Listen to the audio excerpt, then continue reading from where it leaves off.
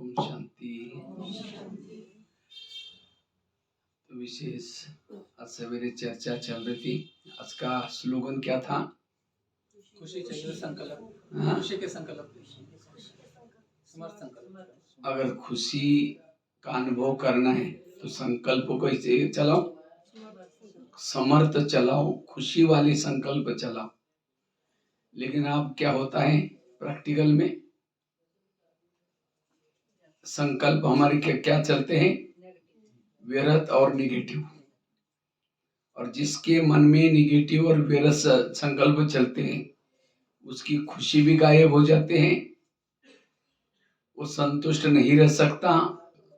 इतना ही नहीं, उसके जीवन में दुख और अशांति आ जाती है।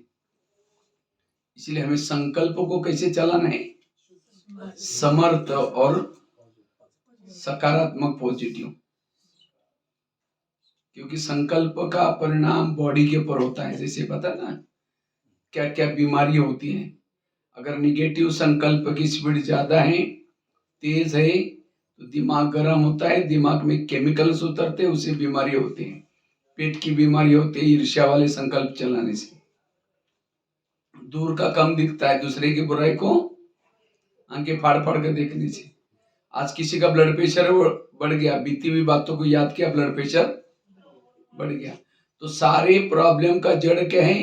संकल्प। इसलिए हमें संकल्प को कैसे चलाना है? पॉजिटिव चलाना है, व्यर्थों से मुक्त बनना है। इसलिए बाबा ने भी काफी सारे सीजन की, मुझे लगता है 2006-07 के बाद बाबा की एक लहर चालू हो गई थी।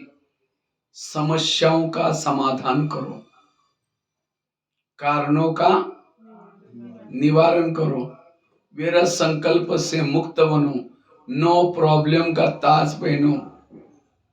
सारी बातें किसी लिए? संकल्प को बचाने के लिए।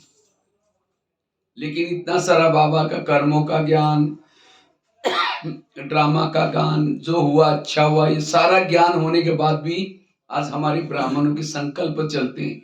और जिसके संकल्प चलते हैं उसने ज्ञान को समझा नहीं, ड्रामा को समझा नहीं। इसलिए एक तो ड्रामा का पार्ट पक्का करना। दूसरी बात बताई थी, कोई कुछ भी कहता है इसी बातों को झाड़ देना। वो गधे वाला एग्जाम्पल सुनाया था। तीसरी बात है संकल्प को बचाने के लिए तकिया है पीछे।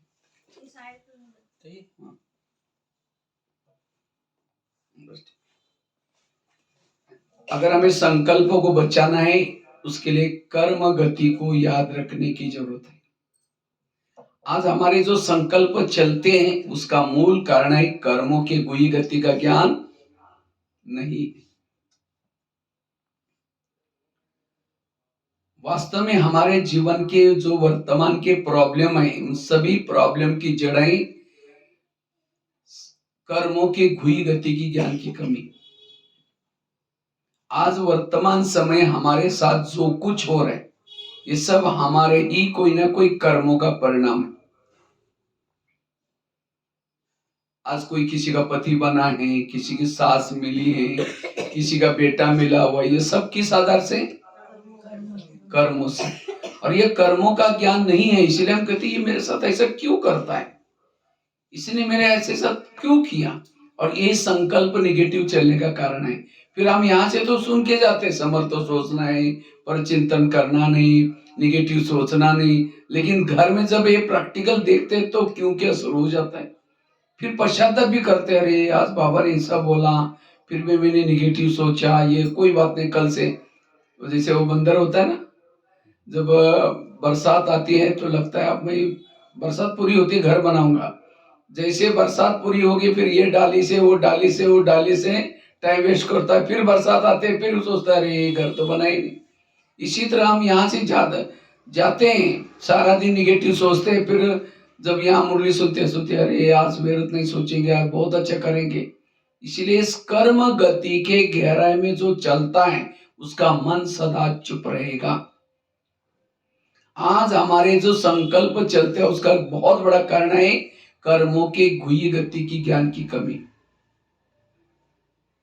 आज कई कहते हम बीके ज्ञान में चलते हैं, भगवान हमको पढ़ाता, तो भी ऐसा क्यों हो रहा है? बीके कब से बने थे? 1 साल 2 साल पिछले जन्म में थे वो बीके। अब उस समय जो गलत कर्म क्या हो गया, छूमंतर हो गया। अगर बीके बनने के बाद भी मेरे जीवन में प्रॉब्लम है, ये मेरे पिछले जन्मों का हिसाब। कर्मों कर्म किसी को भी छोड़ते नहीं है, चाहे ब्रह्मा हो चाहे सरस्वती हो, कोई भी हो, कर्म किसी को छोड़ते नहीं है। ब्रह्मा बाबा को खांसी आती थी, बाबा जाकर के शिव बाबा को कभी कहते थे, बाबा मेरी थोड़ी खांसी ठीक करो ना। बाबा कहता था, मैं पतितों को पावन बनाने के लिए आया हूं, तुम्हारी खांसी मिटाने के लिए नहीं आया। खांसी तुम्हारे कर्मों का हिसाब है। गुलजार दादी जी बाबा का रथ 4 साल हॉस्पिटल में रही। तो हमें थोड़ा भी कुछ आता है तो तुरंत डाउट आना शुरू हो जाता है। आपको तो छोड़ो, अपने बेटे को भी हुआ तो भी बाबा को कहेंगे, बाबा मैं ज्ञान में चलती हूँ तो भी मेरे घर में ऐसा कैसा हो रहा है। अरे भाई, तुम्हारे उसके अपने हिसाब है, उसके ये निश्चय की तुरंत हमारे हलचल होना शुरू हो जाते हैं। इसलिए कर्म गति के गहराई को समझना जरूरी है। एक न्यूटन का साइंस में सिद्धांत है, एक्शन टू रिएक्शन, जैसी क्रिया वैसी प्रतिक्रिया। वर्तमान के मेरे प्रॉब्लम मेरे ही कोई अतीत के भी कोई कर्मों का परिणाम। कर्मों से शरीर बनता है, संबंधी मिलता है, सब कुछ कर्मों से। इसलिए लोगों से नहीं डरो, भगवान से कभी ना डरो। किसी का डरो? गलत कर्मों से जरूर डरना। आज हम यहाँ आते हैं, हमें ज्ञान का बीज मिलता है, किसे लिए मिलता है? श्रेष्ठ कर्म करें। अब हमें श्रीमत के सिवाय कोई भी गलत बीज में नहीं बोलना है, ना मनमत ना परमत वाले। और अभी भी जो आते हैं ये मेरे पिछले जन्मों का हिसाब, और ये तो सभी का अंतिम जन्म है। हिसाब किताब चुक्त करने के 3 तरीके बाबा ने बनाए। कौन से? एक तो है योग लगा करके कर्मों की हिसाब चुक्त करो, वो नहीं करेंगे। दूसरा हिसाब है सहन करके, कोई तंग करता है सहन करके उसको दुआएं दो, मन को चुप रखो, तो भी हिसाब चुप्त हो गए। और तीसरा तरीका है विनाश। विनाश में सजाए खाएंगी, उस समय भी विकर्म खत्म होंगे, लेकिन विनाश के काल में जो सजाए भोगेंगे, विकर्म खत्म करेंगे, वो आत्माएं मुक्ति में चली जाएगी, जीवन मुक्ति में नहीं जाएगी।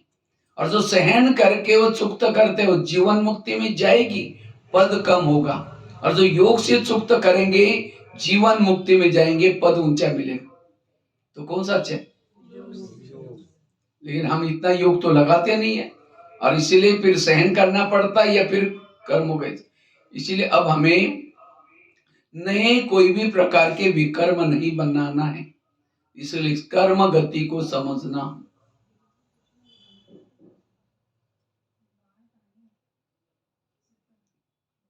कोई सास है, बहू को तंग कर रहे, बहुत परेशान हो रहे।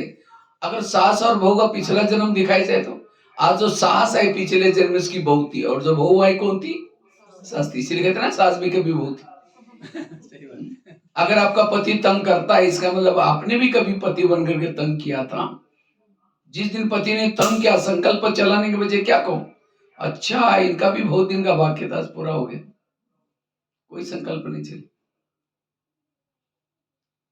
एक बहन थी, 40 साल से ज्ञान में चलती थी।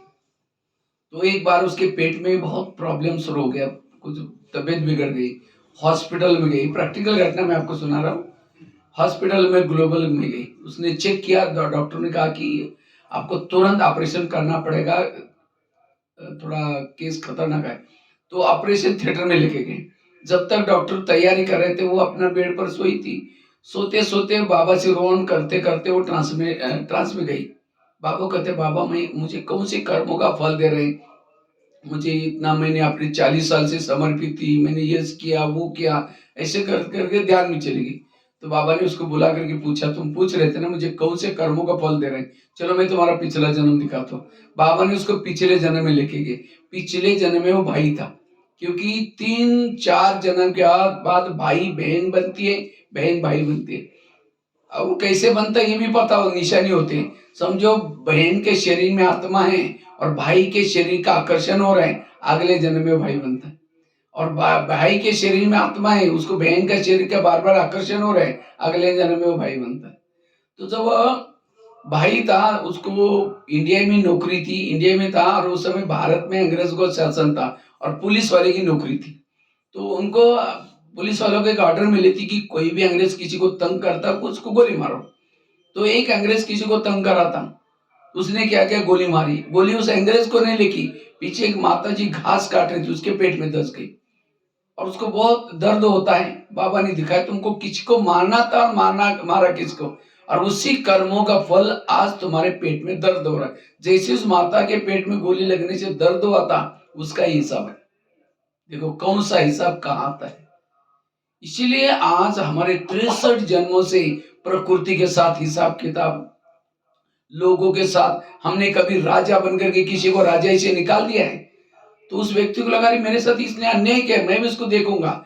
कभी सास बनकर के बहू को तंग किया है, कभी के पड़ोसी बनकर के तंग किया है, और ये सारे हिसाब किताब जब हमें सामने आता है तब हम कहते हैं ये क्यों हो रहा है।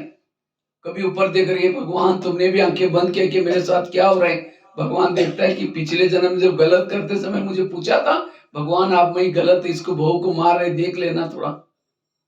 उस समय तो लगा कोई नहीं देख रहा है, और जब उसका फल आता है तो। इसलिए वर्तमान समय जो कुछ हो रहा है ये हर व्यक्ति के कर्मों का। इसलिए कहते हैं ना, किसके झोले में कांटे हैं तो किसके झोले में फूल। कोई कारण होगा रे, कोई कारण होगा बांटने वाला, कोई लूला, कोई लंगड़ा, कोई अंधा, क्यों कर्म। टाली कभी एक हाथ से नहीं बजती, टाली के लिए कितना चाहिए, दो हाथ चाहिए।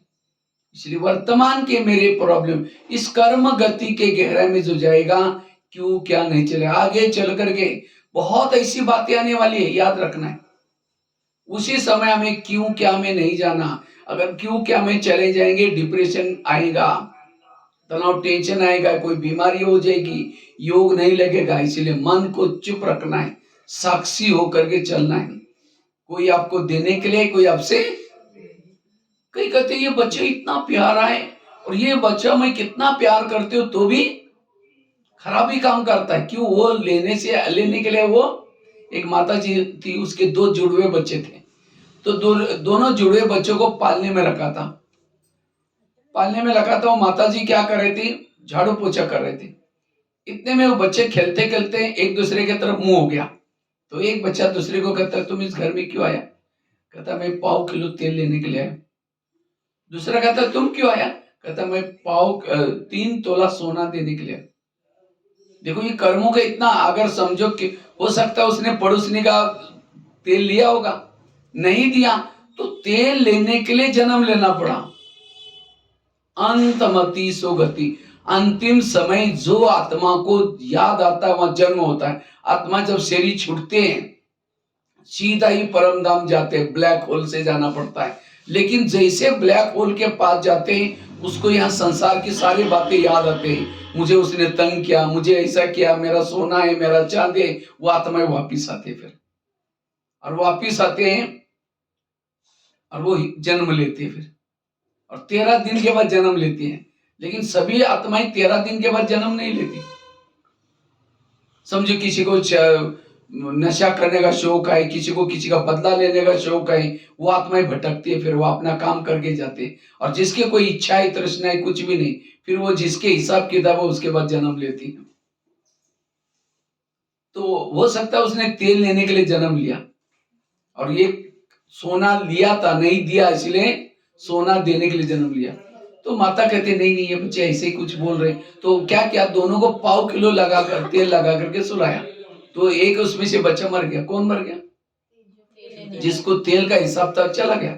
फिर अच्छा दूसरा सोना देगा, फिर उसको लगता है नहीं नहीं ये भी मरेगा, ये कैसे हो सकता है, मुझे ऐसा कोई भास हुआ, ऐसी कोई बात नहीं, भूलने की कोशिश की। वो बच्चा पढ़ाई कर रहा था, बड़ा होशियार था, तो वहां उसका बोर्ड में फर्स्ट नंबर आया। तो वहां एक राजा था, राजा को लगा ये बच्चा देखो बोर्ड में इतना अच्छा नंबर आया, उसको क्या क्या उसका सम्मान किया, और सम्मान के पीछे क्या क्या उसको माला पहनाई, एक माला पहनाई, ताज पहना दिया, उसके ताज में 3 सोने के पत्ते लगा दिए और एक किताब दिया। वो बच्चे को लगता है मेरी माँ कितनी गरीब और राजा ने मेरा सम्मान किया। अगर माँ को पता चलेगा माँ कितनी खुश हो जाएगी। ये सारे मेरे माँ की महिमा है, माँ की मेहनत है। वो बच्चा क्या करता है, माला पहन करके, ताज पहन करके, वो किताब लेकर के मम्मी को दिखाने के लिए जाता है। मम्मी झोपड़ी में रहती थी, झोपड़ी में चौखट छोटी थी, झुक करके जाना पड़ता था और चौखट में कुछ कील लगाया था, कुछ बांधने के लिए लगाया होगा। बच्चों को इतना खुशी थी कब मैं मम्मी को दिखाऊं ये ताज और किताब और ये, तो मम्मी खुश हो जाएगी। जैसा घर के पास गया वो खुशी के मारे झुकना भूल गया, घर में सीधा दौड़ा, माँ का जोर से, तो कील उसके सिर में धस गया, वही खत्म, मना गिर गया। तो माँ कहा कि बेटा क्या हुआ करके हिलाए तो बच्चा खत्म। फिर देखा इसने हार पहना हुआ है, एक ताज गिरा हुआ है, ताज को उठाए तो 3 सोने के पत्ते गिर गए। सोने के पत्ते देकर के उसको याद आया, उसने क्या बोला था, 3 तोला सोना देने के लिए, आज देखे वो चला गया। इसी तरह आज हमारे भी संपर्क वाले जो भी आए हैं, कोई आपको देने के लिए, कोई आपसे, अगर वो निगेटिव देना है तो आप कितना भी कुछ कहो, किसी को सुनाओ, मारो पीटो, वो आपको आपके साथ निगेटिव ही करेगा। तो उसको देख करके आपको सोचने की जरूरत नहीं है। सोचेंगे तो और अगले जन्म का हिसाब दूसरा बन गया। इसीलिए इस कर्म गति को समझना। कईयों को क्या लगता है भगवान हमें दुख देता है, भगवान किसी को भी दुख नहीं देता। दुख मिलता है हर व्यक्ति के कर्मों से, भगवान किसी को दुख नहीं देता। इसलिए इस कर्म गति को समझने का। मुंबई में एक बच्चा रहता था मम्मी के साथ, तो मम्मी थी, उसके पापा जी, भाई बहने कोई नहीं थे, गरीबी थी। तो मम्मी कहीं मजदूरी का काम करने के लिए जा रहे थे, तो बच्चे भी उसके साथ जाता है। तो बच्चे ने अचानक देखा एक गुब्बारे वाला गुब्बारे बेच रहा था, तो बच्चा दौड़ करके क्या करता, गुब्बारे खरीद कर लेने के लिए गया। तो माँ को लगा इसको कुछ होना चाहिए, क्योंकि हाईवे था, 4 लाइन थी। तो जैसे वो माँ उसको पकड़ने के लिए गई, एक कार स्पीड से आई, माँ उसके अंदर खत्म। बच्चे ने पीछे मुड़ देखा, अरे मम्मी भी गई।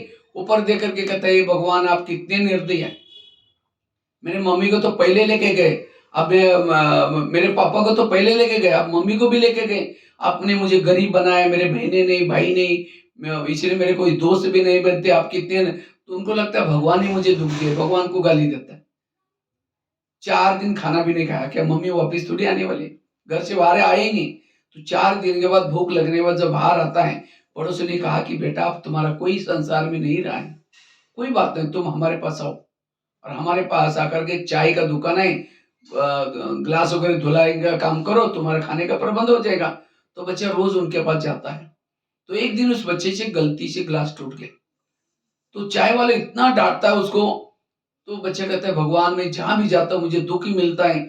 तो एक दिन जा रहा था चाय की दुकान से, तो किसी ने कहा तुम्हारी मम्मी को ये झोपड़ी दी है, ये जमीन हमारे है, तुम खाली कर, और रहने का भी प्रॉब्लम। आखिर शराबी बना, शादी की, पत्नी आई वो भी झगड़ा लो आई। आखिर उसने चाय का एक खुद का दुकान चालू किया। एक दिन चाय बेच रहा था, 10-12 लोग आए, चाय मांगी, चाय दिया, पी के जाने लगे। तो बच्चा कहता है चाय का पैसा दो। जैसे पैसे मांगा, 10-12 लोगों ने इतनी पिटाई की उस बच्चे की, बेहोश करके मार पिटाई करके उसको क्या क्या सामान बिखर करके चले गए। तो बच्चों को जब होश आया तो देखा ये मेरा अभी जैसा कि वैसा मैंने दुकान चालू की थी, भगवान आप कितना मुझे दुख दे रहे, कितनी मेरी परीक्षा ले रहे, भगवान के ऊपर दोष लगाते। आखिर उसको लगता है मैं पत्नी को बताओ, पत्नी तो कुछ सहयोग देगी, जाकर के बताए मेरे साथ ऐसा ऐसा हुआ। कहा कि तुमने कुछ बोला होगा, तुम ही ऐसे हो करके उसको ही डांट लगाते। आखिर टेंशन से वो सो रहा था, सोते समय खिड़की खुली थी, ऊपर चंद्रमा दिखाई पड़ रहा था। कहते भगवान ये मेरे साथ क्या हो रहा है, आप कितना मुझे दुख दे, कितनी मेरी परीक्षा लोगे। ऐसा करते करते दुखी होकर सो गया। तो रात को अचानक 3 बजे आवाज आने लगी खिड़की से, बेटा उठो, बेटा उठो। तो बच्चे की नींद खुली, आप कौन है कौन है। आवाज आया मैं तुम्हारे पिताजी हूँ। कहता मेरा पिताजी, वो तो पहले ही मरा हुआ है। नहीं मैं तुम्हारे आत्मा का पिता परमात्मा। कहते अच्छा भगवान मैं आपसे बात नहीं करूंगा, आपने कितना मुझे दुख दिया। फिर आवाज आता है कि बेटा ये मैंने दुख नहीं है दिया, ये सब तुम्हारा कर्मों का परिणाम है, चलो तुम्हारा पिछला जन्म दिखाता हूँ। तो बच्चे का हाथ पकड़ करके भगवान ने क्या किया, एक महल के पास लेके गए। तो बच्चा कहता है भगवान आप मुझे पिछला जन्म दिखाने वाले थे, ये महल के पास कहाँ लाया? चलो मैं दिखाता हूँ। जैसे अंदर गए तो कुछ सिपाही कैदियों को चाबुक से मार रहे थे। तो बच्चा पूछता है भगवान इन कैदियों को क्यों मारा जा रहा है? कहते हैं इनके राजा ने इनको पकड़ करके मारो करके ऑर्डर किया है। अब वो सिपाही की क्या गलती है? तो बच्चा कहता है वो राजा को कुछ दया। मैंने कहा कि राजा तो ऐसा ही है, लेकिन भगवान ने कहा ये कैदी कौन है पता है? चाय वाला, जिस लोगों ने तुमको चाय बेचते समय मारा था, 10-12 लोगों ने पैसे नहीं दिए, तो उनका पिछला जन्म है। फिर कहता मारना चाहिए, बड़े खराब थे। जैसे आगे गए, राजा बैठा था, मंत्री बैठा था, मदिरा मंगाई थी, मदिरा पी रहे थे। एक बच्चे से ग्लास मंगवाया था, बच्चा देरी से आया।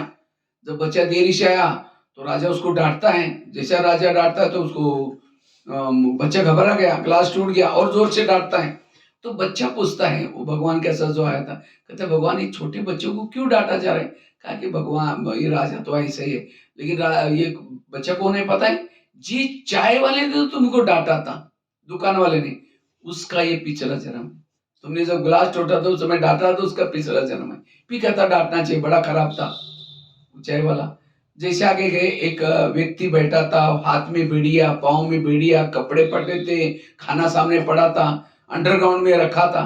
तो बच्चा पूछता है भगवान ये कौन है? कहा कि राजा का बड़ा भाई है। कहते हैं राजा का बड़ा भाई, उसके साथ ऐसा क्या?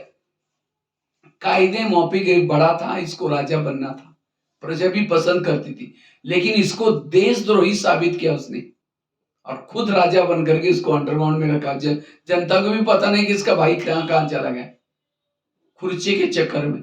लेकिन भगवान ने कहा ये कौन है पता है? तुम्हारे पत्नी का पिछला जन्म है। इसका मतलब वो बच्चा कौन था? पिछले जन्म में राजा था। राजा बनकर के उसने कैदियों को मारने के ऑर्डर की। वही कैदी अपना बदला लेने के लिए चाय पीने के बहाने आए, और वो राजा क्या बना? गरीब बच्चा बना। और वो क्या बने? कैदी चाय पीने के बहाने अपना बदला ले लिया। राजा बनकर के उसने बच्चे को डांटा था, वही बच्चा क्या बन के आया? चाय वाला बन के आया। और राजा क्या बना? वो बच्चा था, और अपना बदला ले लिया। भाई के साथ ऐसा किया, वही भाई की आत्मा पत्नी के रूप में अपना बदला। इतना ही नहीं, भगवान ने कहा तुमने राजा बन करके अनेक झोपड़ियों को आग लगवाई थी, इसलिए रहने का मकान नहीं। ये अनेक बच्चों को मरवाया था, इसलिए तुम्हारे भाई बहन कोई नहीं है। उस बच्चे के जीवन में जो प्रॉब्लम है, क्या भगवान ने दिया? उसने ऐसे कर्म किया। इसी तरह ये मैं क्यों सुना रहा हूं? आज हमारा पति मिला है, हमारे बच्चे मिले, हमारे पड़ोस, ये किस आधार से? हमारे कर्मों से। और जब कुछ उल्टा सुल्टा होता है तब कहते हैं भगवान ये मेरे साथ क्या हो रहा है, क्यों? ये हमारे इसलिए कर्म गति के गहराई को जो समझता है उसको कभी भी उसके संकल्प नहीं चलते। इतना ही नहीं, समझो कोई टीचर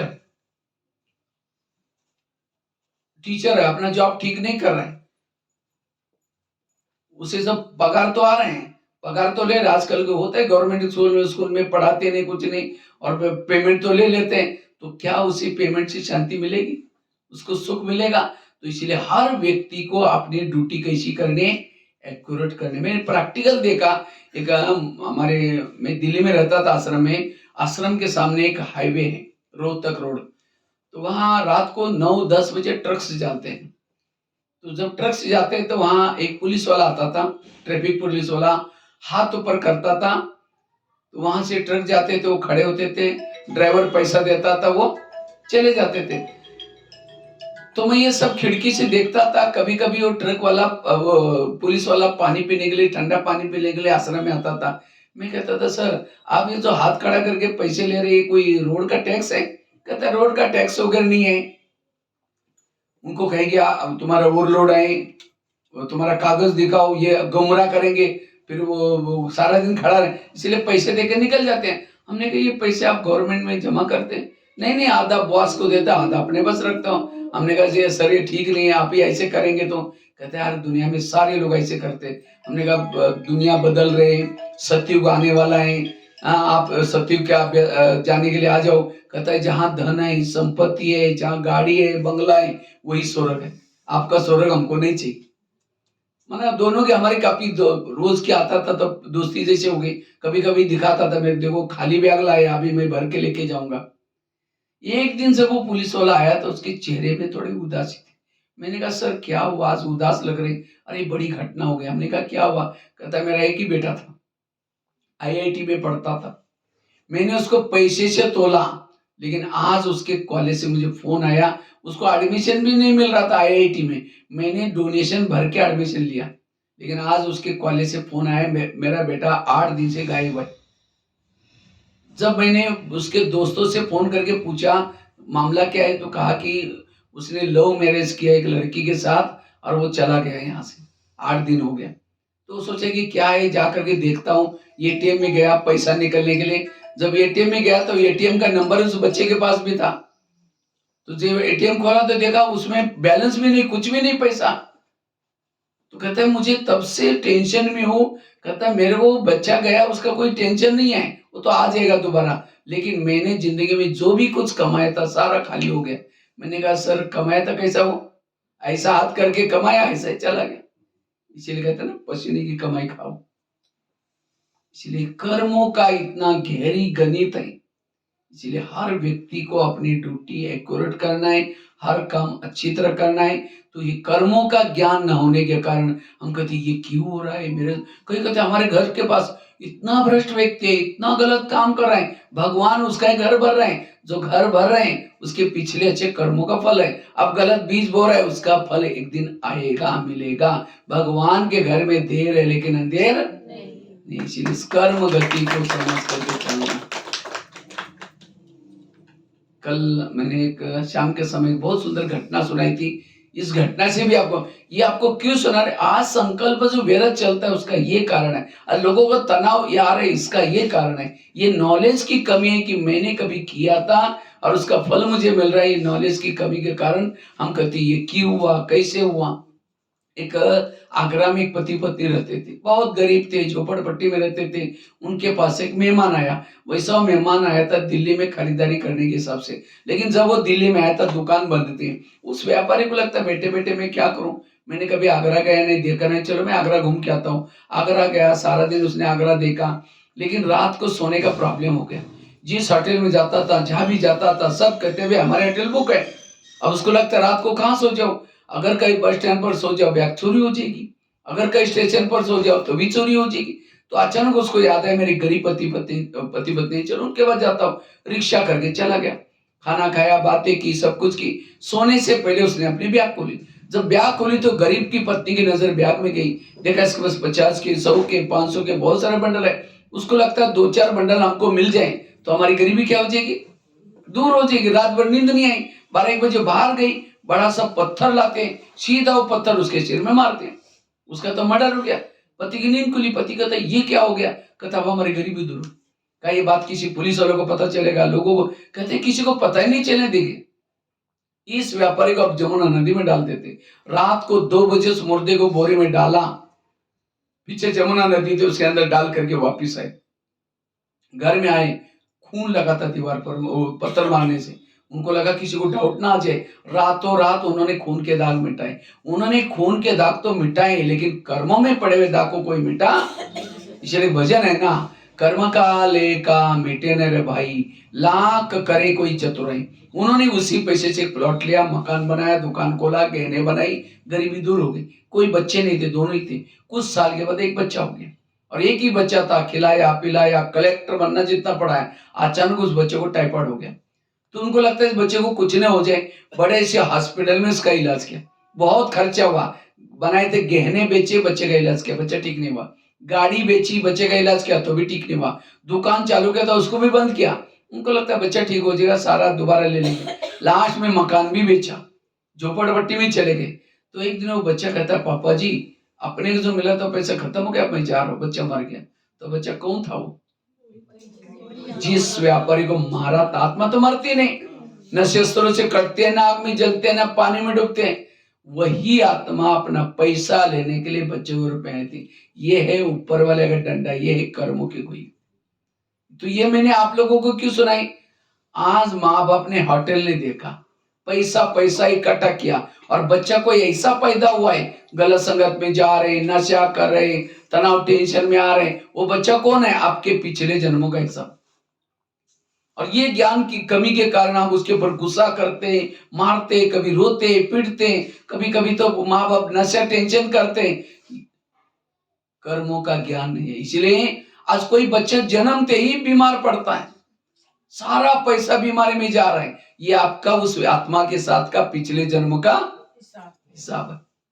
और इस हिसाब किताब का ज्ञान न होने के कारण आज हम क्यों, क्या, कैसे, ऐसे वैसे करके टाइम वेस्ट करें। इसलिए अगर तनाव टेंशन से स्वयं को बचाना है, पॉजिटिव बनना है, संकल्प को बचाना है, इस कर्म गति की गहराई को समझना बड़ा जरूरी है।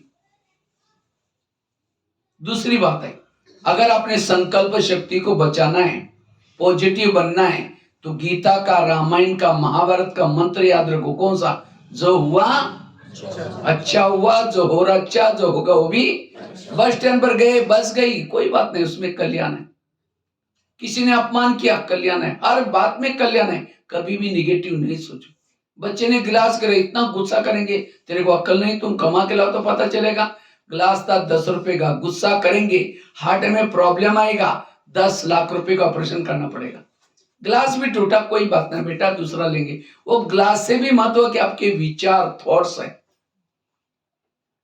इसलिए कभी भी निगेटिव ना सोचना। जीवन की हर घटना के पीछे कुछ कल्याण छिपा हुआ है। कई बार मैं जब जेल में जाता हूं, जब कैदी बैठते हैं, तो उनके चेहरे में एकदम उदासी रहती है, टेंशन रहता है। तो मैं सोचता हूँ, मैं जो सुना रहा है पता नहीं अंदर जा रहे या नहीं जा रहे इनके। तो कभी कभी उनको सुनाते सुनाते कहता है, देखो भाई, परमात्मा हमारा पिता है।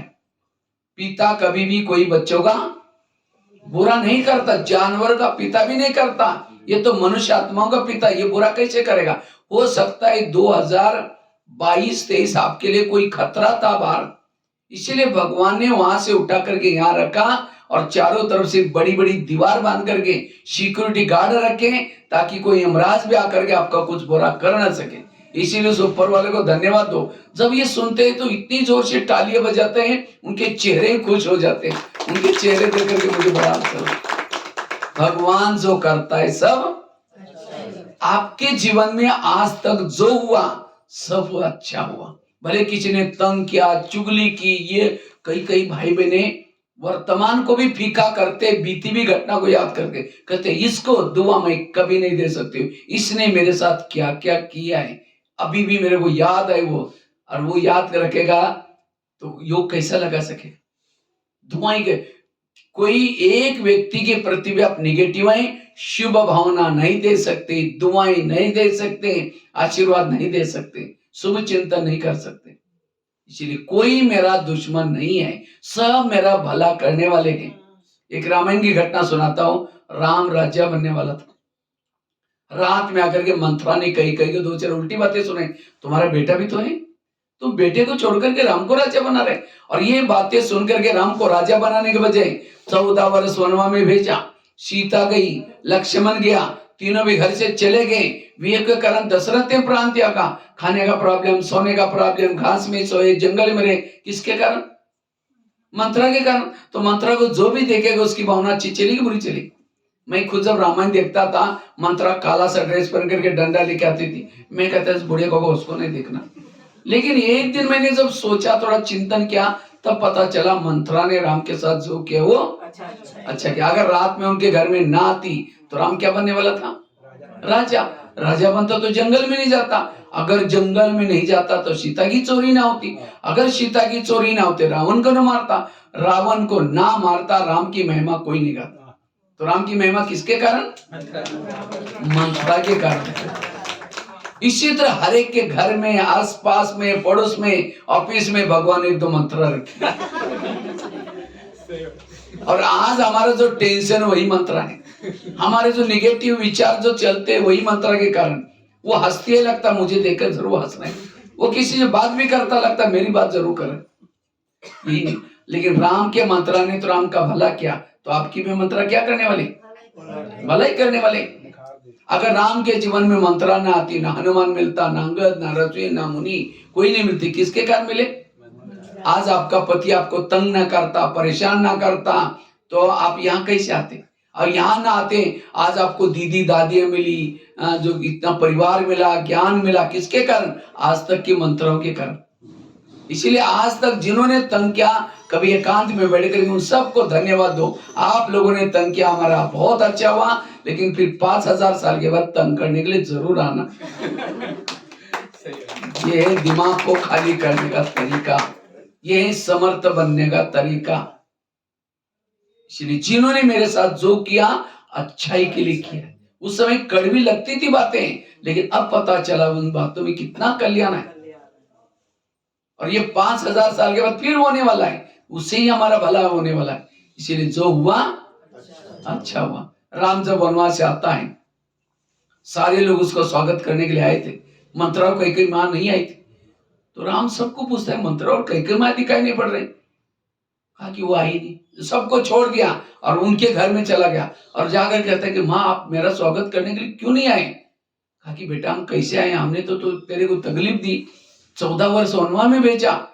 मंत्रा कहते हैं, तो राम कहते हैं नहीं माँ, आपके कारण में पुरुषोत्तम राम, भगवान राम, विजय राम बन के आया हूं। ये नहीं कहा कि तुम तो बुढ़िया है ना, तुमने मेरी चुगली 2 थप्पड़ नहीं लगाई उसको। हाँ? लेकिन हम जिन्होंने बुरा किया उसको देखते ऐसा कर लेते। देवी का पोज कैसा है वरदान मंदिर में? ऐसा कोई गाली देता है, ऐसा हाथ करके चेहरा पीछे करते। और हमें कोई गाली देता, 15 दिन से बात नहीं करेंगे, ऐसा हाथ के बजाय ऐसा कई माताएं करते गुस्से से। ऐसा कोई मंदिर में है किसी का गुस्से वाला? इसीलिए धुआं ही धुआं। जो हुआ, एक मंदिर था, मंदिर में एक भगत था, रोज क्या करता है, मूर्ति की पूजा करता है। तो मूर्ति की पूजा करते करते एक दिन कहता है भगवान अब खड़े खड़े थक नहीं गए, मैं आपका काम करता हूं। भगवान ने कहा भगत जी, भगवान बनना कुछ साधारण बात नहीं, उसके लिए चुप रहना पड़ता है, शांत रहना पड़ता है। हमारे कोई गहने भी उतार कर लेकर जाता है तो थप्पड़ तो नहीं मारता है, चुप रहता हूं, ये करता हूं। तो भगत आगे हाथ करके प्रतिज्ञा करता है, कहता मैं चुप रहूंगा, कुछ नहीं बोलूंगा, आपके जैसे बनूंगा। भगवान ने कहा ठीक है। तो इतने में क्या हो गया, मूर्ति क्या बन गई, भगत बन गई। और भगत क्या बन गया, मूर्ति बन करके झाड़ू पोछा करके चला गया। तो इतने में एक व्यापारी आया, व्यापारी आकर के क्या करता है, उस मूर्ति के चरणों में सिर झुका करके कहता है भगवान मैंने बहुत धर्मशाला खोली, मंदिर खोली, ये किया, आपने बहुत मदद किया, अब मैं एक मंदिर बनाने वाला, उसमें भी मदद करना करके सिर झुकाया। सिर झुकाया तो उनका एक बड़ा सा पैसे का पॉकेट नीचे गिर गया, जाने लगा। मूर्ति को टेंशन हो गया, अरे भाई तुम्हारा पॉकेट है लेके जाओ। तब तक उसको याद है भगवान ने कहा तुम्हें चुप रहना है, कुछ भी हो जाए।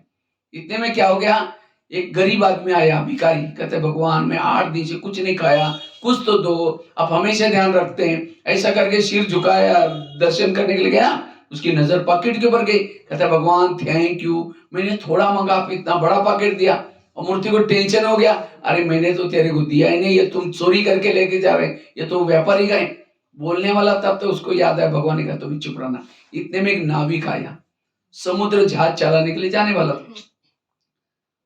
तो जाते जाते मंदिर में जाते कहते भगवान मैं 6 महीने के लिए जा रहा हूँ, मेरा परिवार अकेला है, मैं भी आंधी तूफान से बचाना, 6 महीने में समुद्र रहने वाला हूँ। ऐसा करके दर्शन करने के लिए सिर झुकाया। इतने में पुलिस वाले आए, वो व्यापारी पुलिस वाले को लेके आया, कहता है सर मेरा बहुत पैसा है और मैं सवेरे यहाँ ही आया था, मैं कहीं गया ही नहीं था और मेरे बाद यही आदमी आया। पुलिस वाला ने उस नाविक के हाथ में बेड़ियां डाली, चल थाना चल करके खींचने लगे। मूर्ति को टेंशन हो गया, उसको लगा ये तो अन्याय हो रहा है, पैसा कोई और चोरी करके लेके गया और पकड़ करके किसी को दूसरे को लेके जा रहे, तो बड़ा अन्याय है।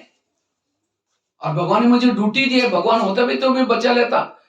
तो तुरंत बोल देता मैं भगवान बोल रहा हूं, ये निर्दोष है, इसको छोड़ दो। तो पुलिस वाले इधर उधर देखते हैं, यहाँ तो कोई है ही नहीं, मूर्ति खड़ी है बस। उनको लगता है भगवान ने आकाशवाणी की, और भगवान तो कोई झूठ नहीं बोलेगा, छोड़ के चले गए। शाम को भगवान आया, पूछा कैसा रहा तुम्हारा दिन? कहता है भगवान मैं एक दिन में इतना टेंशन में आया, आप 24 घंटा शांत में कैसे रहते हैं यहाँ? आप ही भगवान बनना हमारा बस की काम नहीं है। लेकिन कहता है आप होते तो भी आज बोल देते, आज ऐसी परिस्थिति आई थी। भगवान ने कहा हुआ क्या? कहते एक व्यापारी आया, उसका पैसा गिर गया, मैं बोलने वाला था लेकिन आपने कहा इसलिए मैं चुप रहा। एक गरीब आदमी वही उठा के लेके गया, तब भी मैं बोलने वाला था लेकिन आपने कहा, फिर मैं चुप रहा। लेकिन कहता है एक नाविक आया जिसको समुद्र जहाज चलाने के लिए जाने वाला था, रोजी रोटी कमाने के लिए जा रहा था, और पुलिस वाले उसको चोर समझ के पकड़ के लेके जा रहे थे। पैसा उसने उठाया, भगवान उसने लिया ही नहीं था, वो गरीब आदमी उठा के लेके गया। इसलिए मैंने बोल दिया, उसको जेल से जाने से बचाया, मैंने अच्छा काम किया। भगवान ने कहा तुमने सत्यानाश कर दिया।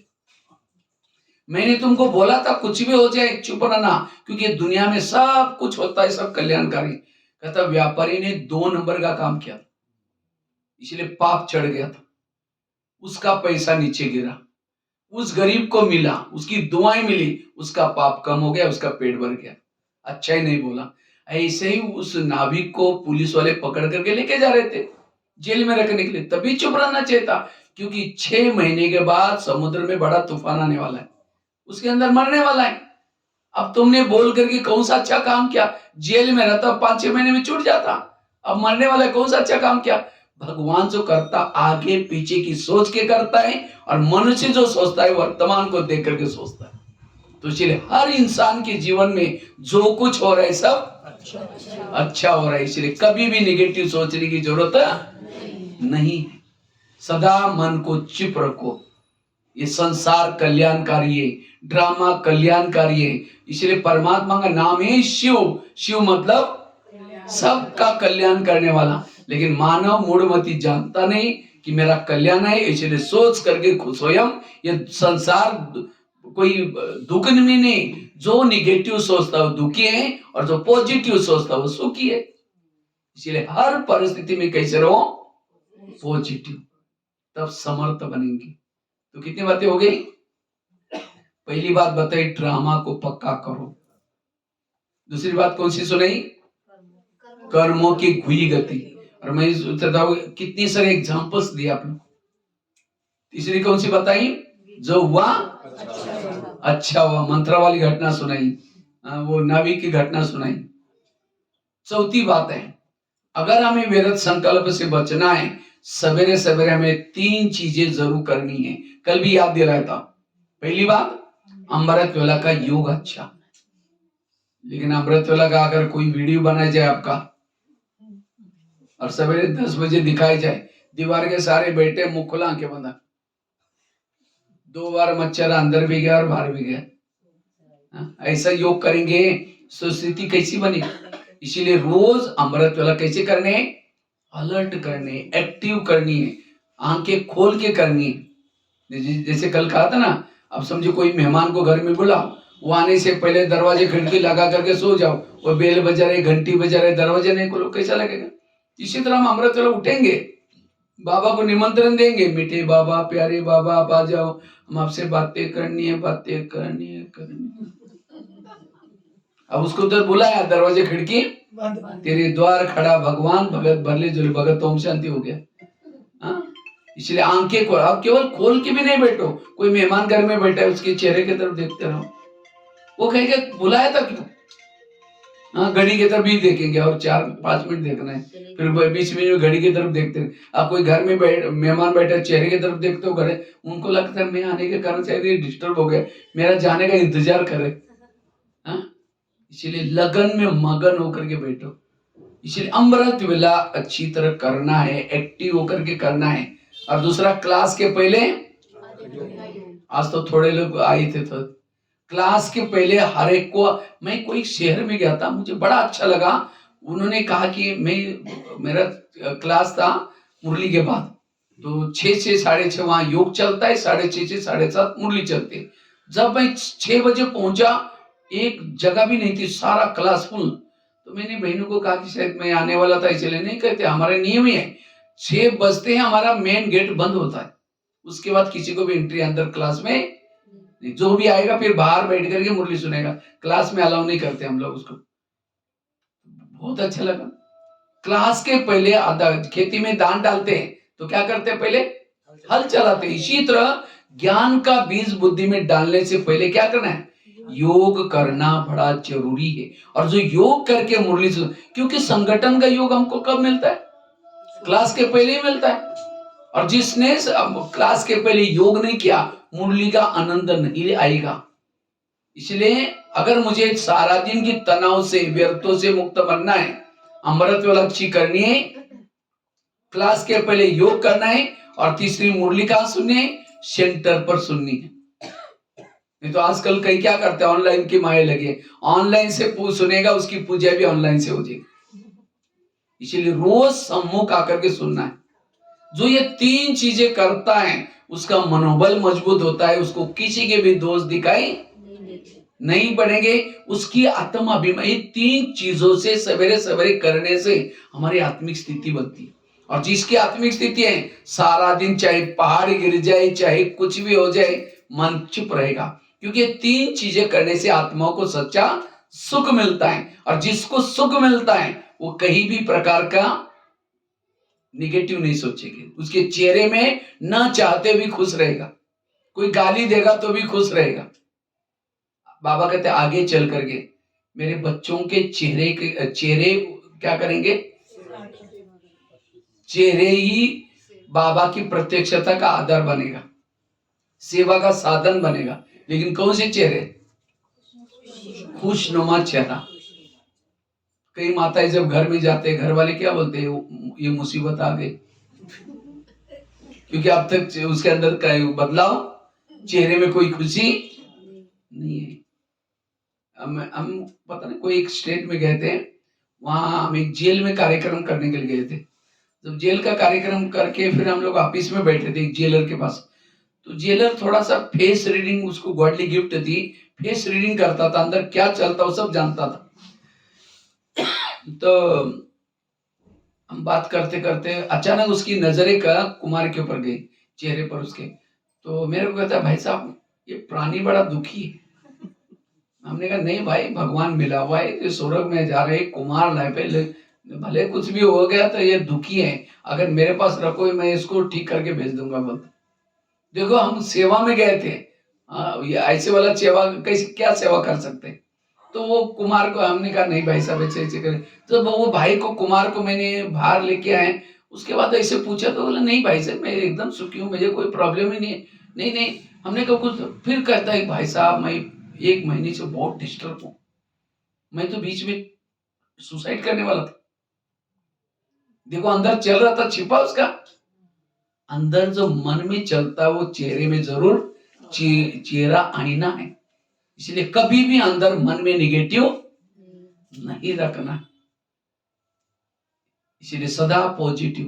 तो ये तीन चीजें करने से हमारी सवेरे सवेरे आत्मिक स्थिति बनती है, और जिसकी आत्मिक स्थिति है वो व्यर्थ कुछ भी उसको छू नहीं सकता, वो कर्म योगी बनता है। उसके चारों तरफ से गुण और शक्तियां रहती हैं, उसकी रक्षा। कहते ना भक्तों की रक्षा किसने की, शक्तियों ने। कौन सी शक्तियां, दुर्गा ये वो नहीं, शक्तियां मतलब ये गुण और ये शक्तियां, इन्होंने रक्षा की। लेकिन ये गुण और शक्तियां कब आएगी, जब आप पॉजिटिव रहेंगे, सकारात्मक रहेंगे। गंगा की शादी किसके साथ हुई,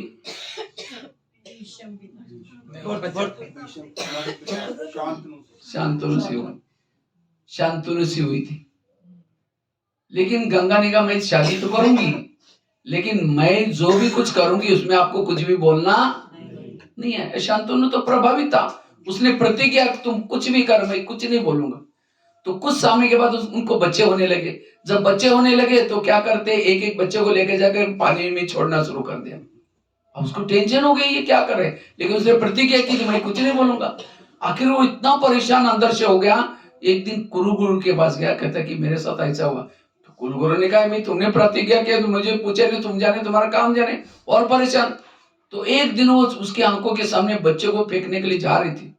जब जा रही थी तो ये भी पीछे पीछे गया। गंगा ने जब डालने वाली थी कहा कि तुम ये क्या कर रहे। तब गंगा ने कहा कि आपको मैंने बोला था कुछ नहीं बोलना। कहते ये जो बच्चे ब्रह्मा जी के श्राप के कारण धरती पर जन्म लिया है, अब जन्म तो ले लिया, अब उनको श्राप से मुक्त हो गए, अब उनको मुक्ति देने का काम नहीं कर रहे, तो अच्छा काम कर रहे थे, यहाँ श्राप से तो मुक्त हो गए, अब मुक्ति दे रहे थे, लेकिन आपने बोला अब मैं आपके साथ नहीं रह सकती। ये जो छोटी छोटी जो टोटके हैं संगम युग का प्रतीक है। आज हमारे जीवन में जो कुछ हो रहा है, कोई गाली दे तो मेरा दोनों का हिसाब किताब क्या हो गया, चुप तो हो गया, लेकिन गाली देने के बाद हम कहते ये मेरे साथ क्यों कर रहा है, इसलिए ऐसा क्यों किया, तो हमारे दिमाग में जो ज्ञान गंगा बैठे वो चली जाएगी। इसलिए अगर मेरे दिमाग में, इसलिए आज किसी के बुद्धि में मुरली के पॉइंट चलते ही नहीं, क्यों, हम सारा दिन क्यों क्या करते हैं। इसलिए मन को चुप रखो, कुछ भी हो रहे हैं मेरे कर्मों का हिसाब किताब। इसलिए 3 चीजों से हमारा मन सदा चुप रहेगा, हमें अतीन्द्रिय सुख मिलेगा। ये 3 चीजें ब्राह्मणों की इतना जरूरी है। सारा दिन किसी के दोष दिखाई नहीं पड़ेंगे, सब अच्छे दिखाई पड़ेगा। कहते 2 महिलाएं थी, एक महिला रहती थी 2 मंजिल पर ऊपर, दूसरी रहती थी नीचे के मंजिल पर। 2 मंजिल वाली क्या करते, रोज अपने घर के खिड़की से पड़ोसनी के छत पर देखती है, तो छत पर कपड़े सुखाते, उसके कपड़े देख करके पति को बुलाती है, कहते इसको कोई अक्ल नहीं, कितने गंदे कपड़े, कितने मैले कपड़े, जाओ पूछ के आओ। पति कुछ नहीं बोलता, रोज बुला करके कहते जाओ पूछ के आओ। एक दिन जब उसने उसी खिड़की से देखा तो पड़ोसनी के कपड़े अच्छे दिखने लगे, फिर पति को बुलाया, कहते आज उसको कैसे अक्ल आ गई, कितना अच्छा तो धुलाई के, जाओ पूछ के आओ। पति धीरे से मुस्कुराता और कहता है आज सवेरे सवेरे मैंने अपने घर के खिड़की के कांच साफ किया, शीशे साफ किए। समझ में आया, ताली नहीं बजी। उनकी खिड़कियां गंदी थी, इसलिए कपड़े कैसे दिखते थे, गंदे। दोष किसका था, उसका था या खुद का था, खुद का था, वो तो रोज अच्छी धुलाई कर रहे थे। इसी तरह हर इंसान अच्छा है, हर व्यक्ति अच्छा है, वो हमें गलत क्यों दिखता है, क्योंकि हमारी खिड़कियां गंदी। इसलिए रोज खिड़की को साफ करो। खिड़की साफ होगी अमृत वाला अच्छी करने से, खिड़की साफ होगी क्लास के पहले योग करने से, खिड़की साफ होगी मुरली रोज संगठन में सुनने से। ये 3 बातें जो करता उसकी बुद्धि सोचे है, उसको कुछ भी निगेटिव दिखाई नहीं पड़ता, सब कुछ अच्छा दिखाई पड़ता है, वो समर्थ रहता है सारा दिन। इसलिए रोज अपने खिड़की, तो कौन कौन खिड़की साफ करता है, हाथ खड़ा करो। कहीं को लगता है घर की बात नहीं है, रोज यहाँ ये 3 चीजें कौन करता है। नहीं तो अभी 2 साल पहले मैं नेपाल में गया था, पिछले साल 22 को, तो वहां मेरा 3 दिन की भट्टी थी, योग भट्टी थी, तो मैंने वहां ही एक दिन वो ये भी बात सुनाई थी, पहले दिन ही सुनाई थी रोज खिड़की को साफ करो। तो दूसरे दिन 2-4 माता आई नहीं सेंटर पर, तीसरी दिन आई, बहनों ने कहा कल कितनी अच्छी भट्टी थी, क्यों नहीं आए थे आप लोग। कहता वो भैया ने परसों कहा ना खिड़कियां साफ करो, हम कल सारा दिन खिड़कियां साफ करने में लगे थे। मैंने कोई घर की खिड़की नहीं बोली थी, कौन सी खिड़की, बुद्धि रूपी खिड़की। कई बार हम ज्ञान को उल्टा कर लेते हैं। एक भाई ज्ञान में चलता था, लगभग 1-2 महीना आया था, सेंटर पर आता था, तो एक दिन अचानक क्या होता है, होटल में गया, होटल में जाकर के 1 किलो समोसा मंगाया। समोसा जानते हैं ना, मैदे को बेल करके आलू का मसाला भरते हैं और तलते हैं, उसको समोसा बोलते हैं। तो समोसा मंगाया 1 किलो, और मैदे का छिलका ऊपर का निकाल करके कचरे में फेंक रहा था, वो कूड़ेदान में फेंक रहा था, और मसाला अंदर का खाता है। तो मैनेजर ने बोला आप मैदा पसंद नहीं करते। कहता पसंद तो करता हूँ, लेकिन आजकल मैं ब्रह्मा कुमारी आश्रम में जाता हूँ, उन्होंने कहा कि बाहर का नहीं खाना, इसलिए बाहर का निकल कर अंदर का बाहर का ना खाना मतलब दूसरे का हाथ का ना खाना, लेकिन वो क्या कर रहा है, बाहर का छिलका फेंक रहा है और मसाला खा रहा है। इसलिए होटल पर बोर्ड लिखा है, क्या लिखा है, होटल, हो सके तो यहाँ से टल। सिनमा, सिन मतलब पाप, माँ मतलब मदर, पाप की माँ कौन है, सिनमा। कहा कुछ किया कुछ। इसलिए कभी कभी हम ज्ञान को, वास्तव में भक्ति कोई गलत नहीं, भक्ति बहुत अच्छी है, लेकिन कभी कभी हम क्या करते हैं, उसको अर्थ का क्या करते हैं, अनर्थ कर देते हैं, अनर्थ कर लेते हैं, और इसीलिए प्रॉब्लम्स आते हैं। एक माता जी सेंटर पर आती थी, रोज गांव की थी। तो एक दिन गुरुवार का दिन था, बहन जी कुछ क्या कर रहे थे, किचन में भोग बना रहे थे। इतने में एक भाई आया, वीआईपी था, पढ़ा लिखा था। तो माँ बहन जी ने कहा माता जी इस भाई को थोड़ा कुछ समझाओ, तब तक मैं अपना किचन का सेवा करके आती हूँ, फिर मैं समझाऊंगी। तो माता जी ने वो भाई को हॉल में लाया। हॉल में पहला चित्र था, जैसे यहाँ लगा ना लक्ष्मी नारायण का चित्र था, क्योंकि विद्यालय का लक्ष्य क्या है? लक्ष्य लक्ष्मी नारायण के। तो चित्र पर समझाते हैं, कहते आप रोज यहाँ आया करो, आपका ट्रैक्टर बहुत अच्छा हो जाएगा। वो भाई कहता ट्रैक्टर, यहाँ के गैरेज का काम सिखाते? नहीं, कहते लक्ष्मी नारायण भी ट्रैक्टर से गिर गए, परमात्मा उनका ट्रैक्टर ठीक करने के लिए आए, मेरा भी आने से ट्रैक्टर अच्छा हो गया। वो कैरेक्टर बोलने के बजाय ट्रैक्टर ट्रैक्टर बोलना शुरू करते। तो कभी कभी हम ज्ञान का क्या करते हैं अर्थ का, समझो कोई पति पत्नी ज्ञान में चल रहे, पत्नी पति को कहते हैं भाई जी जल्दी जल्दी क्लास में नहीं, चलो चलो नहीं तो मुरली पूरी हो जाएगी। अगर यही कोई पड़ोसनी सुनेगी तो कहीं यार ये तो अपने पति को भाई जी बोलते हैं। और कभी जाकर उनको ज्ञान सुना, हमारा ज्ञान बहुत अच्छा है आप चलो ना, कहेंगे हमको टाइम नहीं। उनको टाइम में आने की इच्छा है, लेकिन उनको लगता है कि अगर इनके ज्ञान में चलेंगे, जैसे इन्होंने अपने पति को भाई जी बनाया, हमें भी भाई जी बनाना पड़ेगा। तो बाबा का भाव ये नहीं कि पति को भाई जी बोलो, सास को बहन जी बोलो। बाबा का भाव है जैसे भाई और बहन की दृष्टि वृत्ति वो बनाने के बोल रहा है। कभी कभी हम क्या करते हैं, बाबा कभी कहते हैं बच्चे देह से थी संबंधी को क्या करो, भूल जाओ। तो हम कभी कभी क्या करते हैं, आना जाना बंद करते हैं रिश्तेदारी के। हाँ बाबा ने कहा ना बच्चे संबंधी को भूल जाओ, और कभी 5-6 साल के बाद जाएंगे, हमारा ज्ञान बहुत अच्छा आप चलो ना, कहीं हमको टाइम ही नहीं। उनको टाइम है, आने की इच्छा है, लेकिन उनको लगता है अगर इनके ज्ञान में चलेंगे, जैसे इन्होंने सबको छोड़ा हमें भी सबको छोड़ना पड़ेगा। बाबा का भाव ये नहीं कि छोड़ो मतलब जाना ना बनो, जाओ आओ, मन बुद्धि में कभी भी उनको याद, ये उसका भाव। इसलिए कहते हैं शब्दार्थ यथार्थ भावार्थ। इसलिए शब्दार्थ, ये भक्ति भी कोई गलत नहीं। भक्ति मार्ग में कहते हैं भगवान को प्राप्त करने के लिए बलि चढ़ानी पड़ती। कौन सी बलि? जो मैं करते हैं, मेरा है मैं करता हूं, मैंपन को छोड़ना, ये बलि चढ़ाना। लेकिन लोगों ने मैं करने वाली बकरी को बलि चढ़ा दी। कहते उपवास करने से भगवान प्रसन्न हो जाता है। कौन सा उपवास? वो मतलब नजदीक वास बना रहना, बुद्धि से परमात्मा के पास रहना, ये है उपवास। लेकिन लोगों ने पेट का उपवास किया। कहते घर का त्याग करने से भगवान क्या होता है? प्रसन्न हो जाता है। कौन सा घर? ये शरीर आत्मा का घर है, उसको भूल करके आत्मा समझना, यह है घर का त्याग करना। लेकिन लोगों ने घर छोड़कर जंगल में चले गए, इसको तो भूले ही नहीं। कहते घर में लक्ष्मी आएगी, लक्ष्मी आने के लिए क्या करते हैं? सफाई करते और क्या करते हैं? दीपक जलाते। आई लक्ष्मी कभी आएगी भी कैसी? लक्ष्मी आते उल्लू के ऊपर, उल्लू को लाइट में दिखता ही नहीं, फिर फटाका बजाएंगे तो उल्लू घबरा करके कहीं और चला जाएगा। कहा कुछ किया कुछ। दीपक कौन सा? आत्मा का दीपक जलाओ। कौन सी सफाई? ईर्ष्या करना। इसीलिए बाबा कहते बच्चे रोज अपने खिड़की को क्या करो? साफ करो, तब आपको कभी भी निगेटिव नहीं चलेगा। तो कितनी बातें हो गई?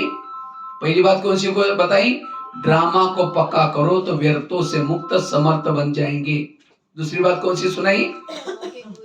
कोई कुछ भी कहता है ऐसी बातों को झाड़ दो, गधे वाला एग्जाम्पल। तीसरी कौन सी बताई? कर्मों की खुई गति। चौथी कौन सी सुनाई? जो हुआ अच्छा हुआ। और पांचवी कौन सी सुनाई? रोज खिड़की को साफ करना। छठी बात है अगर मुझे व्यर्थों से मुक्त बनना है, समर्थ बनना है, कभी भी किसी का परचिंतन नहीं करना। तो इसमें से कौन कौन ऐसे है जब किसी का भी परचिंतन कभी नहीं करते, ना सुनते हैं? है कोई? है कोई? हाथ नहीं उठ रहा है, मतलब है। और माताएं ज्यादा करती है थोड़ी, क्योंकि माताओं में सहन शक्ति ज्यादा है कम है? हाँ ज्यादा है। माताएं बहुत सहन करते हैं, लेकिन सहन की भी बातें अपने तक नहीं रखेगी। पड़ोसने को जाकर पति ने कुछ बोला, जोर से थप्पड़ थोड़ी मारेंगे वापिस। हाँ पति जैसा वो सहन करेगी, उस समय चुप रहेंगे, कुछ भी बोला है तो जैसे पति ऑफिस में चला गया, खेती में चला गया, पड़ोसने के पास जाकर के बैठेगी, खाने के बहाने जाएगी, अपना माचिस लेने बहाने जाएगी या कुछ करने के बहाने जाएगी। फिर पूछेगी खाना खाया? वो कहेगी अरे क्या खाओ, मेरे पति ने आज घमासान किया। वो कहेगी मेरा भी कोई कम है क्या? वो अपने पति की, बेटे की, सास की सुनाएगी, वो अपना सुनाएगी। इसको कहते हैं परचिंतन। अब वो जाते जाते कहेगी मैं कभी कभी धमकाती हूँ, तुम भी कम नहीं करना, न तो सिर पर बैठेगा, देख लेना। बस वो सुन के आई, फिर सारा दिन वही चिंतन चलता है। शाम को आएगा धमकाऊंगी, शाम को आएगा धमकाऊ, जैसे आता है पानी मांगता है, कैसे देंगे, ले तेरे को आता नहीं। गुस्से से पानी दिया, गुस्से से खाना बनाया, फिर कहते मेरा पति बिगड़ गया। हाँ? इसलिए सहन शक्ति की देवी बनो। इसलिए कभी भी किसी का परचिंतन नहीं करना। परचिंतन करने वाला व्यर्थ का दिमाग में व्यर्थ है। वही जैसे किसी को वोमिटिंग आते हैं, वो कहां जाता है वोमिटिंग करने के लिए? वॉश बेसिन में। और वोमिटिंग क्यों करते हैं? पहले तो हाँ, जो चटपटा तला हुआ सड़ा हुआ गला हुआ खाएंगे तो क्या करेगा, पेट में डाइजेस्ट नहीं होता, वो वोमिटिंग करता है। और वोमिटिंग कहाँ की जाती है? वॉश बेसिन में। इसी तो जो चटपटी बातें, चटपटी किसी का समाचार, चटपटी किसी के दुर्गुण, ये आत्मा का भोजन नहीं है। वो खाता है, देखता है, सुनता है, उसके पेट में डाइजेस्ट नहीं होगा, फिर परचिंतन करेगा। उल्टी करना मतलब परचिंतन करना। और कहाँ करता है उल्टी? किस में की जाते हैं? वॉश बेसिन में। ये परचिंतन कहाँ सुनाया जाता है? कान में। कान कोई वॉश बेसिन तो नहीं है ना? वैसा कान का आकार कैसा है? सुंदर वॉश बेसिन, बीच में एक नली भी है। और हर एक का वॉश बेसिन फिक्स होता है। जब भी कोई ऐसी बातें आ गई, उल्टी करने की बात नहीं आई, वो तो वॉश बेसिन को फोन करेगा, आ जाओ, बड़ी अच्छी बातें सुनाता हूँ, आ जाओ। वो नहीं आता तो कहेगा मैं आ रहा हूँ। हाँ, और जैसे वॉश बेसिन को सुनाता है, वॉश बेसिन कहता है अच्छा बताओ और क्या हुआ। हाँ, वो उठ के में जा रहा है, उल्टी करते कहते बैठो ना और बताओ। हाँ, अब वो उल्टी करता है तो हम नाक बंद करके भगाते हैं, और यहाँ कोई उल्टी करता तो और ही कान को आगे करते, बैठो करके। अगर एक दिन ऐसी बातें सुनेंगे, कान की बातें सुने हुए कहाँ जाते हैं? दिल में जाते हैं। बुद्धि को दिल कहते हैं। और दिल में कौन बैठा है? भगवान। कान में उल्टी करेंगे तो उल्टी को तो दिल में जाएंगे, तो भगवान कहेगा कचरा कहाँ जाए, उड़ने कल भागे जाएगा। और ऐसे दिल में कैसा बैठेगा? इसीलिए दिल को स्वच्छ रखो। ऐसी बातें किसी को ना सुनो ना सुनाओ। और परचिंतन करते समय पहले तो ऐसा देखेंगे कोई सुन तो नहीं रहा है, हाँ? फिर धीरे से जाकर के, और अचानक कोई आता तो चुप रह जाए। परचिंतन करने वाला कर रहे हैं, लेकिन आपने हाँ जी किया, वो आपका आधा पाप आपका भी जमा हो रहा है। इसीलिए आज से हमें अगर समर्थ बनना है, समर्थ बातें सुनाओ। व्यर्थ बातें, किसी की निगेटिव बातें कभी न सुनो न सुनाओ। कई कहते हम सुनते करते नहीं, लेकिन कोई सुना, क्यों सुनाता? हम कहते अच्छा और क्या हुआ, अच्छा और क्या हुआ। तो इसीलिए कोई सुनाता, हाँ भी नहीं करो ना भी नहीं करो, ऊपर निकल जाओ, कोई नहीं सुनाएगा। इसलिए परचिंतन सुनने से हम कमजोर बन जाते, असमर्थ बन जाते। निगेटिव का स्रोत है परचिंतन करना। इसलिए अभी भी बाबा की एक मुरली चली, बाबा ने कहा 3 पर काटो, परचिंतन, परदर्शन, परमत। ये 3 चीजों से बच कर करो। संग दोष, आज भी था संग दोष, ये भी संग दोष है। कोई सेंटर की बहनों की किसी की व्यर्थ बातें सुनाता है, ये है संग दोष। एक शिष्य था, भगवान के पास गया, कहता भगवान मैं जीवन में आगे बढ़ना चाहता हूँ, उन्नति करना चाहता हूँ। तो भगवान ने कहा ठीक है, मैं उसके लिए तुम्हें वरदान देता हूँ, साथ में 2 थैले देता हूँ। एक थैले को कहा कि तुम पीठ के पीछे रखना, और दूसरे थैले को कहाँ रखना? आगे। भगवान ने कहा जो पीठ के पीछे थैला है, तुम्हारे आस पास पड़ोस में जो भी लोग हैं, उन सभी के अंदर जो भी कुछ दोष है वो पीछे वाले थैले में डालें, और आगे वाले थैले में तुम्हारे खुद के दोष है। उसको देखना नहीं, उसके बारे में सोचना नहीं, बस इतना करो, तुम्हें सुख शांति मिलेगी, जाओ, लेकिन थैले का ध्यान रखना। कहता ठीक है। वो चला गया। कुछ समय के बाद वो क्या करता, पीछे का थैला आगे क्या और आगे का थैला, जैसे उसने थैले उल्टी के, वरदान भी उल्टे हो गए। फिर भगवान के पास जाता है, कहता है भगवान मुझे सुख मिला ही नहीं, शांति मिला ही नहीं। भगवान ने कहा अच्छा, तुमको जो मैंने थैले थे उसको कहाँ रखा? कहते भगवान मेरे से कई बार आगे पीछे हुआ। भगवान ने कहा यही तुम्हारे दुखों का कारण है। इसी तरह हम यहाँ आते, किसी लिए आते? थोड़ा सुख मिल जाए, शांति मिल जाए। बाबा भी कहता ठीक है, मैं तुम्हें वरदान देता हूँ, लेकिन साथ में 2 थैले देता हूँ। दूसरे की बुराई को पीछे रख, अपने बुराई को, लेकिन हम बाहर जाकर के पीछे का आगे करते और आगे का। इसलिए आज से मुझे किसी की भी निगेटिव बातें सुन करके ना व्यर्थ सोचना है ना करना है, पर चिंतन से बचना है। पर चिंतन करने वाला ज्ञान में चल नहीं सकता, निकल जाएगा अपने आप। और पर चिंतन करने वाले के बुद्धि को ताला लग जाता है, वो भी गोदरेज का ताला। उसके ज्ञान में एक सरस्वती किसके ऊपर बैठी है? हंस के ऊपर बैठती थी। हंस अर्थात अंदर बाहर सोच। कौवे के ऊपर तो नहीं बैठी ना। कौवा कैसा होता है? काला। इसी तरह परचिंतन करने वाला, दोनों मिलकर के वैसे ये वो, अचानक ओम शांति, अभी हम आपको याद करें, मुख में राम बगल में चोरी। उसके वो दिमाग में ज्ञान का पॉइंट नहीं रहेगा। जब ज्ञानी नहीं तो खुशी कहाँ होगी? ज्ञानी बुद्धि में तो समर्थ कैसे चलेगा? विरत ही चलेगा। इसलिए सरस्वती दिमाग में बैठने के लिए हमें क्या करना है? हंस बनना है। नीर अलग, खीर अलग, दूध अलग, पानी अलग। दूसरे की अच्छाई देखना, बुराई कभी भी नोट ना करना। हंस बनना, कमल बनना। बाबा कहते हैं मेरे अच्छे अच्छे बच्चे थे, कभी आता है मुरली में, अच्छे अच्छे बच्चे थे, लेकिन आज वो है ही नहीं, चले गए। कहाँ गए? उन्होंने आकर के किसी के दोष देके, इसलिए वो चला। घाटा किसका हुआ? आए थे खुद को बदलने के लिए, हरि भजन करने के लिए, उठने लगे कपास। एक सत्संग चलता था, बहुत सारे लोग आते थे। तो एक दिन गुरुजी ने क्या क्या शिष्य को कहा, शिष्य ने गुरुजी को प्रश्न किया, गुरुजी मुझे एक वरदान चाहिए। तो गुरुजी ने कहा क्या वरदान चाहिए? कहता है मेरे बारे में सबके दिल में क्या चलता है मैं जानना चाहता हूँ। तो गुरुजी ने कहा ठीक है, मैं तुम्हें वरदान देता हूँ, साथ में एक छड़ी देता हूँ। छड़ी मतलब मांत्रिक डंडा देता हूँ। जब भी किसी के दिल में तुम्हारे बारे में क्या चलता है जानना है, ये छड़ी को दिल में रखो, उस व्यक्ति का नाम लो तो पता चलेगा। छड़ी दी, वरदान दी, शिष्य चला गया। अचानक उसको याद है पहले मैं गुरुजी की चेकिंग करता हूँ। तो छड़ी को दिल में रखा, गुरुजी का नाम लिया, थोड़ी सी छड़ी काली होगी। जब छड़ी काली होगी उसको लगता है अरे गुरुजी के अंदर मेरे बारे में कालापन है, इनको गुरुजी बना करके फायदा क्या?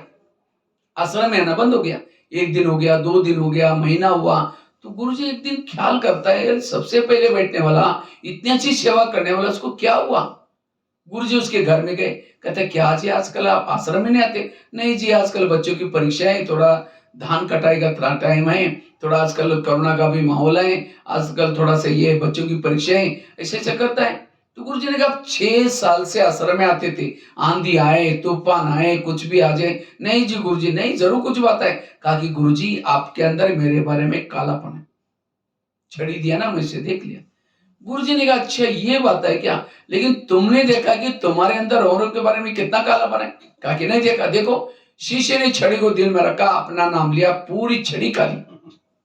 गुरु की कितनी काली थी? थोड़ी। और अपनी पूरी अपनी काली देकर के उसने सिर झुकाया। गुरुजी ने कहा कोई बात नहीं, मैं जब आश्रम में आया था मेरी भी छड़ी पूरी काली थी, लेकिन मैंने तपस्या करते करते साधना कर इतनी बच्चे हो तो मैं कर ही रहा हूं। अगर तुम मेरे को देख करके नहीं आएगा, जो तुम्हारी सफेद बन रहे वो भी काली हो जाए। फिर कहता है गुरुजी आज मेरी आंखें खोली, मैं कितना बुरा काम करने जा रहा था। कोई बात नहीं, आज से कभी भी बड़ों की कमजोरी मत देखना, ये कहानी किसी और की नहीं।